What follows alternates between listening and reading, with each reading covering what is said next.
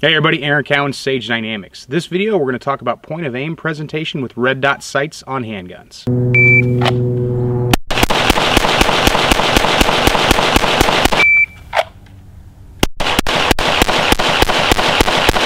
This is one of those inevitable like it or not situations, but red dot sights on handguns are the wave of the future. They are the way everything is going, and they're becoming more and more prevalent, they're becoming more and more reliable, and they're becoming more and more common in professional fields such as law enforcement and certain areas of the military.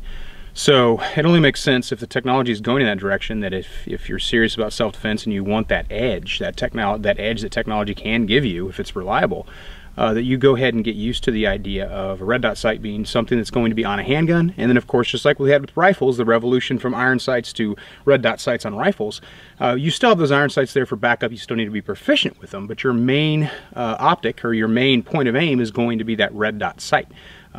RMR is the one that I prefer, made by Trigicon, because it's the most reliable. It's able to take the most abuse, and to me it has the best circuitry design, battery life, and adjustability in regards to cost. So if we're going to use a red dot sight on a handgun, there is some learning curves that we have to overcome, and generally the first learning curve is the one that keeps people from using the optic to begin with. I've talked about it in previous videos, but what we're talking about is red dot sight on a handgun. The reason a red dot is advantageous to iron sights is it cuts out the number of focal planes you need to engage your target / threat. If I'm using iron sights, and this gun has an irons forward design, which is again another topic, I've done a video on that if you want to check it out, it's deeper in the channel. But using traditional iron sights to engage a target or a threat, I have 1 focal plane, 2 focal planes, and the threat is 3 focal planes, and I have to reconcile back and forth between those for sight alignment, sight picture, before I'm able to shoot a knowledgeably aimed shot. With a red dot, all I have to do is bring the dot into the field of vision of where I want to hit, basically juxtapose or hover above where I want it to hit, my desired point of impact, and as long as I'm doing everything right, press, and that's where my round's going to hit. Everything's zeroed, so on and so forth. So that's the reason it's advantageous. It's going to be physiologically faster to engage threats with a red dot sight than it is with iron sights. So that's the reason it's going that way. That's the reason red dot sights on rifles have become so prevalent and so popular, because they allow you to shoot faster and they give you a wider field of view and better spatial awareness while you are shooting, which is getting a little bit pedantic and a little bit off topic. But that's the premise of why we're talking about red dot sights on handguns. Now, what are some inherent problems with the red dot sight on a handgun? Well, the first is the slide reciprocates. On a rifle, it doesn't. You've got a little bit of recoil pulse depending on the caliber and depending on your ability to control the rifle, but that dot's not going to move around significantly a whole lot. If your grip or caliber or any other factors, plus P ammunition, comps, all these other things factoring into the red dot, you could lose the dot completely every time the gun recoils, which we'll get to. But first thing we want to talk about is getting the dot on presentation of the gun. Now, like I talked about, the red dot allows us to take a focal plane shortcut. I only need 1 focal plane to engage my threat, and that's how I want to shoot. So when I'm preparing to draw, or I've made the decision to draw, or I'm forced to draw my gun, what I need to do is focus on where I want to hit. Look at the high thoracic or the head of my threat or the middle of the bullseye or wherever it is, and then I'm going to perform my draw stroke. So I'm looking exactly where I want to hit, I perform my draw, and I press the gun out. If my proprioception and eye-hand alignment, or eye-hand coordination, if you will, is correct, the dot should appear right where I want to hit. Now, this varies from person to person. Those people who, in my experience, the students I've taught, those who are more athletic, those who played sports like baseball or football, are going to pick this up faster than people who did not. But basically, it's an eye-hand coordination issue. How precise is your ability to align your hands to where your eye is specifically looking? Now, there's some practice things that we're going to get into that'll help you build on this ability, but it's easy to test. One of the easiest ways to test is the old light switch trick. I look, I find a light switch, I look back, and I point. Now, when I look back, my finger should be pointing right at the light switch underneath my dominant eye. It's not always going to be the case, and again, going back to, what have you done to build your eye-hand coordination ability, that's going to seriously factor into it. But that's a good way to practice the basic premise of eye-hand coordination. Now, when it comes to using the RMR, we're coming from an iron sight platform to a red dot sight platform, and there's some, I'm not going to call them training scars because they're not, but there are some shortcuts that people sometimes subconsciously take that prevent them from being able to use the red dot effectively, and it takes them longer to learn how to use it effectively. Now, this particular hiccup I did not notice until I taught a class on an indoor range. And I wasn't focused on it in the past because everybody had iron sights. But once I was able, the perfect amalgamation of circumstances, I had an indoor range and I had 2 students with RMRs. And what I noticed was, and the reason I bring up indoors, because people were wearing clear versus sunglasses, so I could actually see their eyes. And I was trying to figure out an issue with a student who was shooting on iron sights, and it just kind of clicked in my head. And basically what would happen is, on the command, he would draw, and when the gun would get right into his peripheral vision, he would look down and pick up that rear sight. And then he'd follow his sights out, do his alignment, get his sight picture, press the round, mission accomplished. But I noticed that my students shooting on RMRs were doing the exact same thing. And that's where the learning curve problem presents itself, because we're supposed to be focused on the threat. And it takes a while to get out of maybe that subconscious or conscious desire to pick up the iron sights first and then the target. How does that create presentation problems? Well, we can only focus on one thing at a time. And if we're focused on that rear sight, it creates alignment issues with where the dot's going to be when we present to the target. So when you're starting to learn to use a red dot sight, we want to go through a procedure of finding exactly where our eye-hand coordination is putting the gun and fine-tune it from there. Now, with a proper presentation, this is what your sight picture should look like. RMR sights, everything is blurry. The target is crisp, clean, and is in focus, and because the target is clean and in focus, so is the dot. If I were to focus on the dot becomes reflected and blurry, because that's not the way we're supposed to use it. It's supposed to look through the dot to where I desired my desired point of aim, and that's how I break my shots. Now, near parallax free means no matter where the gun is necessarily aligned, as long as it's aimed correctly. But if I've got the glass, or I should say the optic body, incorrectly aligned to my face or my dominant eye, near parallax free means I'm still able to put the dot where I want it despite alignment. Now, this is what I commonly see or have students describe to me when they say they're not picking up the dot. Target is crisp, clean, and in focus. The gun's blurry like it should be. They're focused on the threat, but where's the dot? Now, there it is. It was high right. Now, in a different presentation, it could be somewhere missing up there in the high left, and they can come back down. One of the ways to overcome this is to track your front sight and use your front sight to find your RMR. My biggest complaint against that is if you're using your front sight, you might as well use your rear sight and shoot with your iron sights. The dot is supposed to be faster with proper presentation, but how do we build up the skill set to get proper presentation? Step 1, realistic expectations of your abilities. If you're an okay shooter in iron sights, the red dot sight on your pistol is not going to magically make you leaps and bounds better. It's just not going to happen. If you shoot okay with iron sights, you're going to shoot okay with the red dot sight. That's just because there's other factors involved besides our exact point of aim that affect your ability to shoot more accurately. That doesn't mean that you won't shoot a little bit faster or shoot a little bit more consistently with the red dot sight once you get used to it. But the skill level, there's a lot of different steps involved, different topic. So as long as you have a realistic expectation of your abilities, then we should be just fine. Once you get used to the dot, you should shoot as well as you did with iron sights, and then you will slowly begin to improve in certain areas, but you're not going to be better across the board until you have a significant amount of time behind the system. I'm speaking from my own personal experience and the experience I see with repeat students who use red dot sights. So how do we fix our eye-hand coordination so that we pick the dot up the way that we're supposed to be picking it up? Well, one of the things goes back to, are you practicing your eye-hand coordination outside of shooting? Are you thinking about your eye-hand coordination outside of shooting? That's one of the factors we need to have. Like I just showed you, the common problem that we have is the dot is high right, high left, sometimes it's very high center. The reason we don't immediately realize that the gun is out of alignment is because we're not using our iron sights, so our iron sights aren't reminding us like, hey, sight alignment aligns the gun. If we're not using sight alignment, the gun needs to be aligned by eye-hand coordination or some kind of visual horizon that gives you a point of reference. Some people use the box of the RMR as their frame of reference. They put the guy's shoulders in it or what have you. Problem with that is, again, it goes back to you're slowing yourself down, so there's a better technique to get you to where you need to be. And that technique is first finding out consistently where you're wrong. So what am I going to do is I'm going to give myself a couple different points of aim on my target here. And I'm going to walk you through the process of the best way to develop that subconscious or that unconscious competence when it comes to point of aim, point of impact presentation with the RMR on the handgun, or the red dot sight on the handgun. I'm going to go ahead and start realistically. I'm going to pick a relatively small point of aim in the head. Go ahead and just go bisect that neck area right now. So this is my desired point of impact. And again, I'm going to be even more realistic in the fact that I'm going to factor in closer distances, and then I'm going to work my way back. Now, this is where I want to hit. but I'm going to give myself a bullseye just in case my skill level is where it needs to be. So this is the first step. We already talked about I have a reasonably close distance to my target. I have a reasonably large point of aim, all things considered. What I'm going to do is I'm going to draw on a timer if you wish. You know, you want to run yourself on a time crunch. That's perfectly acceptable. I'm going to fire one round. That one round is going to be wherever it is. If I draw and I present and I don't see my dot, I'm going to press the round anyway. Crazy, right? But this is diagnostic. I'm not worried about other factors here. This is a complete range isolated diagnostic procedure to see where my dot is, even if I can't see it, because it's somewhere even if you don't see it.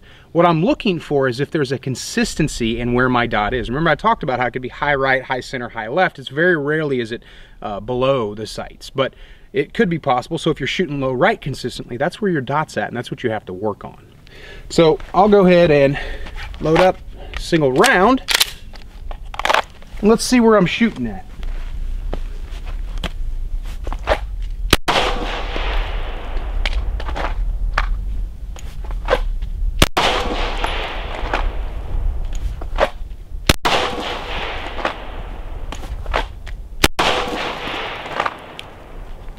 So as you can see, I'm consistently high right because that's where I'm purposely putting my dot. That tells me that that's the direction that I need to work on. So I need to make small adjustments in my grip and my presentation, my actual drive of the gun. So that I need to refine my eye-hand coordination. One of those rounds was completely over the target. That's okay because I have a berm here and this is diagnostic in nature.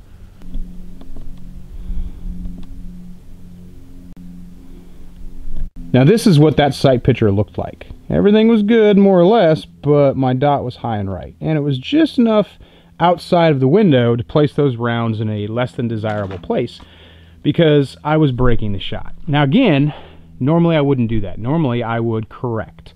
But I wanted to see if my dot was consistently coming from the same place. And of course, you can do that just without firing a single round. Like, okay, it's always high right, it's always high right. But it's a good idea to shoot it just so you see just how off you are and how much work you have ahead of you.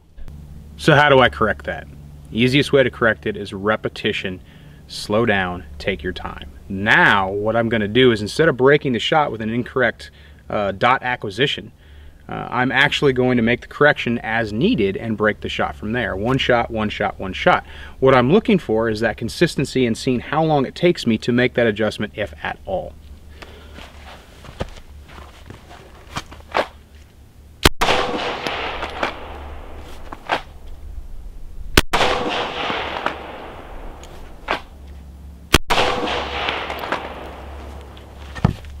Now the consistency is there, but I'm having to take an exaggerated pause to pick up my dot.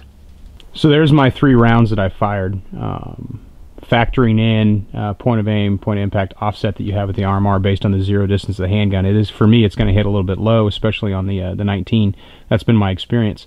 Obviously, that's something I can correct for, but we're still isolating that dot placement, so we're not factoring in holdovers as necessary yet. Now we need to work past that exaggeration. How do we get to the point where we're as fast on the dot as we are on our irons? Well, again, going back to realistic expectations, how long have you been shooting on iron sights? That's going to be a factor. If you have 10 years on iron sights and you shoot 300-400 rounds a month, or maybe even 100 rounds a month, over years, over 5, 10, 15, 20, 25 years, that adds up.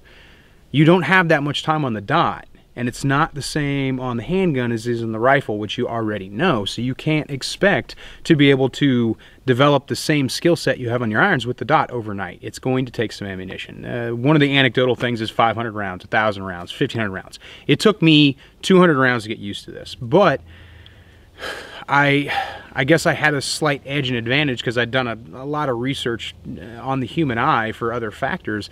So I already understood the premise, and I really embraced it. I embraced the dot more so than some other shooters do or will.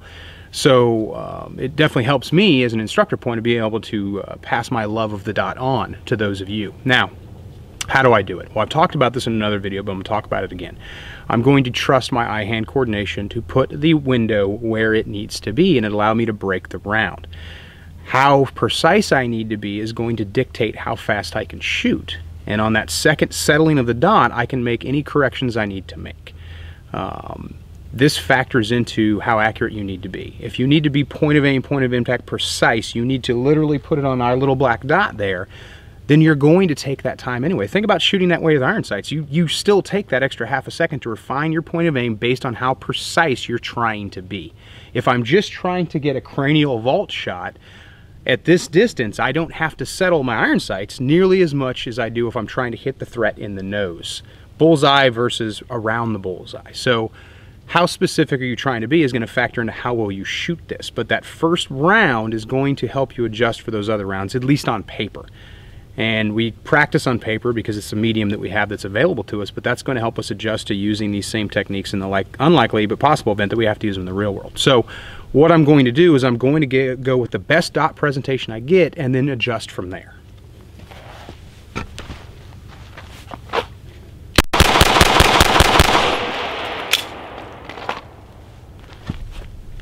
My point of aim was a cranial vault. They're all hits. Now we'll factor in precision.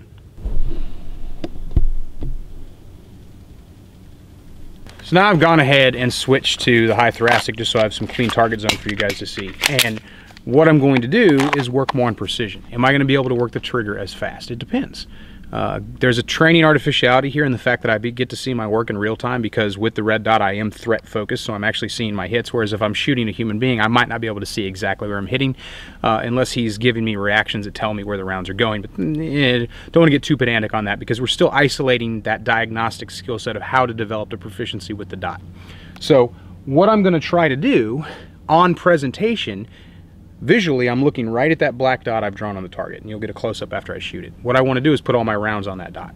How do I do that? Again, practice is part of it, but another part of it is getting that fine-tuned eye-hand coordination, finding that perfect sweet spot of presentation when my hands come out, that they put the gun where it needs to be, because there's no way I can visually guide the dot to the target without holding the gun out and making those micro adjustments, which is what I want to get out of the habit of doing. I want my alignment, want my dot alignment to be there where it needs to be every time I shoot. So for this, just like with the head, give yourself increasingly smaller margins of error with your point of aim. Start with, you know, like I did with the high thoracic or the cranial vault, the head. I gave myself that whole head, but my desired point of aim was still that dot. So as long as I was getting the cranial vault, I was good. But when it comes to precision, I want to get precisely where I need to be. So just like with iron sights, I'm going to have to fine tune my shooting, or I should say my trigger speed, to account for that. I'm also going to have to fine tune my initial press for that, just like I would with iron sights. The more precise I'm going to be, all things considered, the longer it's going to take for me to get that alignment.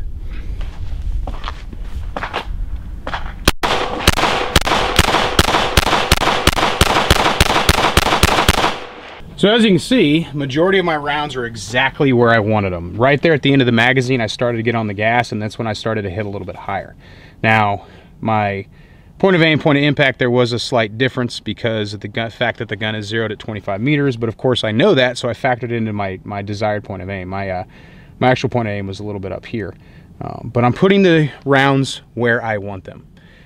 Can I shoot faster than that? Absolutely. I could have shot a lot faster than that, and my margin of error would still be this quote-unquote A zone or A box or A or whatever you want to call it. The work was still done. How was the speed on my initial round? It was kind of slow given my distance to the threat, but diagnostically it was actually pretty fast because the dot was right where I wanted it. It was here when I broke that. It was here when I drew. But I had to make a small micro adjustment to fire that first round and then walk the rest of them in, or I should say dot the rest of them in there. What controls my ability to get repeat service is how well I settle the dot. Now here's a real potential time saver. When you shoot that first round, because we only have to worry about recoil control after the first round is fired. So right here, I don't have to factor in recoil control. And the thing about recoil control is you cannot control recoil in real time. You can take steps during and after the firing of the round to mitigate recoil, but you cannot control recoil as it is occurring. The pressure I apply downward on the gun is either going to help or it isn't. The amount of pressure I squeeze on the gun is either going to help or it isn't, because recoil occurs so fast I can't correct my technique mid-recoil to factor what I'm processing. So when I shoot, where does my dot go? Does your dot disappear on recoil? Certain calibers, maybe more than others. Your presentation was less than perfect, maybe that dot's gonna dip high right or high left or high center, or it's just gonna disappear somewhere. But when the gun settles, is the dot coming from the same place every single time? And that's something, just like we talked about the very first thing we did, that high right or high left or high center consistency. If my dot isn't there and I press the round, where is the dot at? Is it high right, high left, high center, or somewhere else? Same factor. Is the dot recoiling to the same place every single time? Because that could be a grip factor that you could correct, which will go back to your total grip package and correct your presentation itself. So if I fire a round, where does the dot go and where does it come from when it comes back when the gun settles from recoil? So let's check it out. So I'm gonna go ahead, same point of aim. The dot went directly high center, which is where I want it to go. I don't want my grip to allow my recoil to drive the gun high right or high left. I want it to go straight up and down. Mitigate as much of that energy as possible. Now when you do it on your range, when you test this on yourself, fire that first round and hold the gun and just let the dot settle and see where it's coming from. If it's consistently coming from a high left or a high right, that's a grip issue that's forcing you to have problems with your dot presentation, which I think, as you've probably figured out by now, dot presentation is all about your grip and your eye-hand coordination. All right, now we can start tying all this together. Draw myself a little picture here. I'll make it big because of the distance from the camera. Here's my RMR. It kind of looks like this, right? I got my little iron sights or whatever, front sights out there. This is my RMR glass. This is where I want my dot.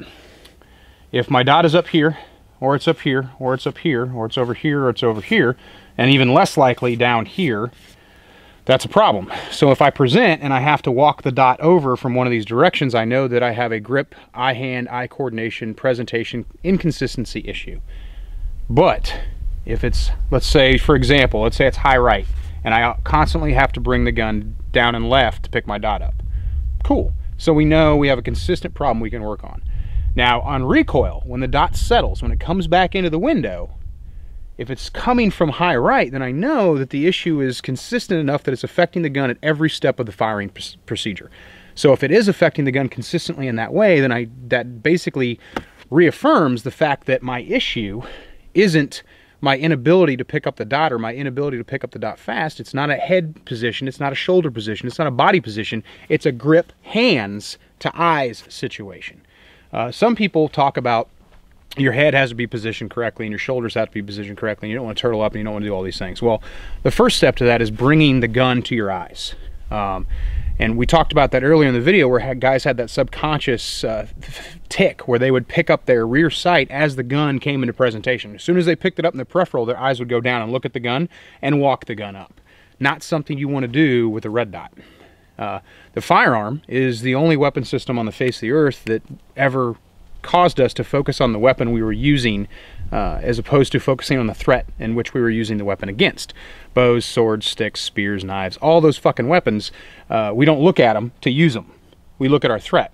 Guns were the first major advent where we had to focus on these iron sights, which is why the red dot is great. But we have to get out of that ingrained habit that we've developed with the handgun and the rifle using iron sights to focus on the iron sights, because that's not what we do with the red dot. Like I said, again, I'll repeat myself. The iron sights will let you know if you're out of alignment because you have to do sight alignment. There is no quote-unquote alignment with a red dot because it's one focal plane, which is why people get super frustrated with it. So if you have that consistency in one of these directions, both on presentation and on recoil, then you know that your problem is consistent. And consistency is easy to overcome because all you have to do is correct that small eye-hand coordination issue that you're having.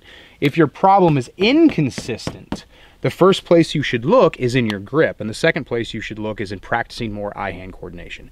If our master grip on the gun isn't consistent every single time upon presentation, regardless of head or shoulder position, it's going to put the gun in a direction we don't want it to be pointed in. The more solid your grip foundation is, the more likely it is your dot is going to be right where you want it to be every single time.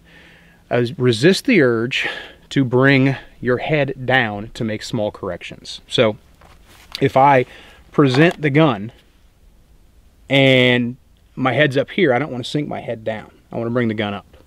I want to get used to the idea of, upon every single presentation, the gun just comes right in front of my eyes. It's right where I want to be, and I may have to come down from the high right or from the high left or from the right or from the left or whatever I got to do as I'm working through the process.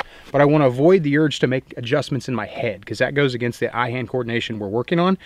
Even if that's something you do with iron sights, let's get out of that habit for the red dot. Eventually, we want to get to the point where, regardless of head positioning, the dot is where it needs to be, but that takes a little bit more refined practice and refined and, I guess, realistic expectations of our abilities as well. If you think about anything else we do, throwing a baseball as a pitcher probably isn't the same as throwing a football as a quarterback. A pitcher might have a slight edge because he understands the premise of throwing a ball to a target, but the method and application in which he's going to do that is somewhat significantly different. And he's going to have to factor that into his practice. I use that analogy because the iron sights are very similar in application as far as shooting bullets and point of aim to shoot bullets knowledgeably as the red dot, but the red dot's correct usage is completely different because it's one focal plane and there's no direct visual horizon representation we get like we do with sight alignment to give us an idea if we are too high right, too high left, so on and so forth.